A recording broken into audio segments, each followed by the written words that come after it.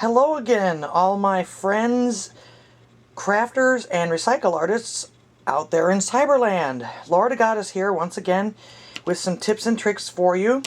I just recently posted a video depicting on how to make some faux fire opals using epoxy resin and eyeshadow trays, or recycled eyeshadow trays. However, I'm getting a lot of questions on how to recycle the makeup trays, or the eyeshadow trays. A lot of people saying, oh, I pull them out, but I mess them up. So hopefully my little tips and tricks on this will help you with that as well. Of course, you want to start out with some eyeshadows, or you can do blushes or whatever. It just depends on what size they are, what size you want, and what shapes and things like that. Now, these are brand new, but I gotta tell you, I bought these because I love the eyeshadow colors and everything like that, but these things make horrible, horrible makeup. For some reason or another, they don't stick to your skin very well. It's just really bad makeup. But you know me, I don't ever waste anything. These colors actually make perfect resin pigments. So I got a couple of these after I realized that they would make really good resin pigments.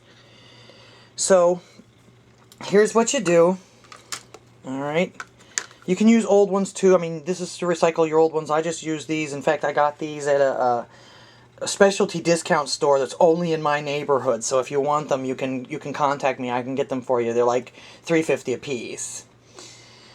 Anyway, I try really hard. I mean, you can use your old ones and everything like that if you've used everything up, but I try real hard to not make a mess of these.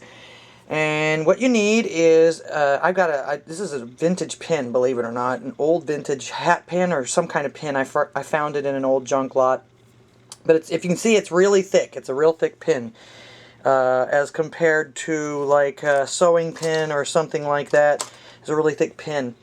And what I like to do is, you can use a small nail or anything like that, just as long as it's something that doesn't bend real easy, okay?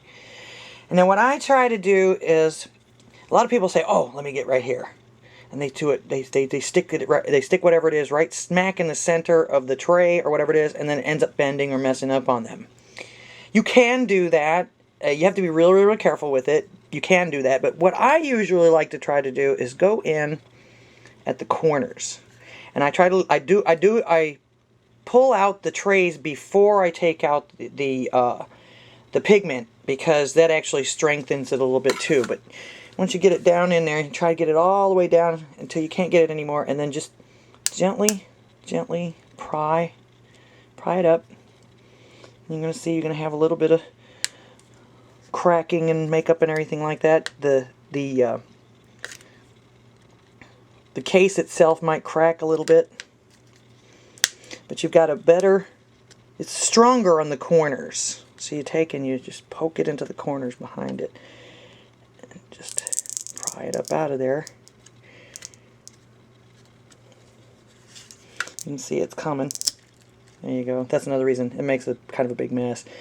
Now you can see, I'm going to go ahead and dump this. Afterwards, you just scrape it out with whatever you might have. You can scrape it out with the pin. You can scrape it out. I love tools. I always buy special tools. This is a little spatula, or it's actually a clay molding tool, but it works perfect to scrape all the stuff out if it doesn't crack out to begin with. And you see I've got a little spot right there. What I usually do, if I get a spot like that, I take a pair of flat jewelry pliers and just get it in there, and you can just clamp it together and it'll straighten it back out. Now make sure before you use it for anything else, you take off the glue off the back and rinse them out and wash them out really good and everything, and then they'll be ready for use. But the best way to get these out is to try and do them to the corners. Keep the pigment in the trays while you're doing it. It makes a little bit of a mess, so And then the stronger it is, the easier it's going to be to pull out of there. And of course, the more expensive the makeup is too, the more sturdy these little tins are going to be as well. I'll try it with with one of my old ones for you, just to show you again. This is a rectangular one. The circular ones are a little bit harder to do, but they're doable. You can do them, but you just have to be extra careful.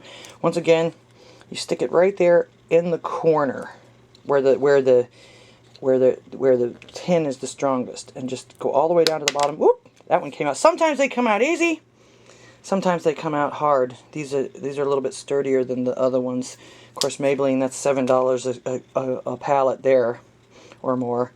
And of course,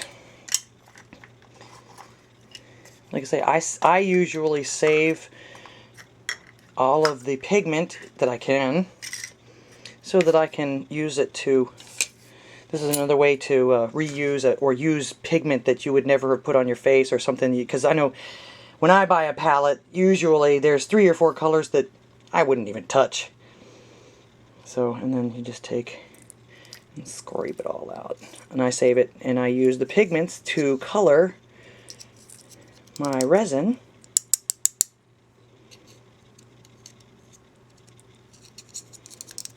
You scrape it all out. Like I say, you make a little bit of a mess, but if you put a paper down or something like that, or you do it over a garbage can, you can do it over the sink.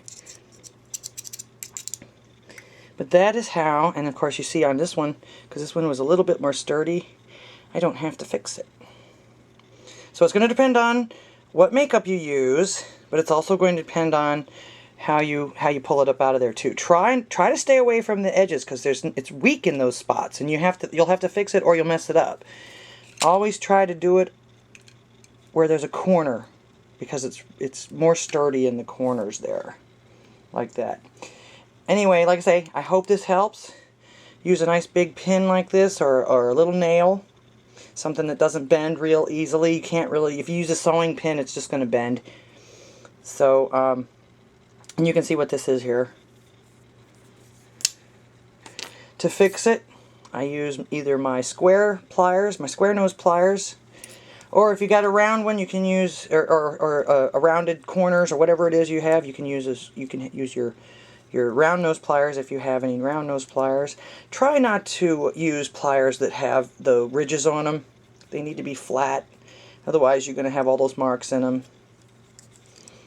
And that's how you recycle, and so that you can reuse your makeup trays.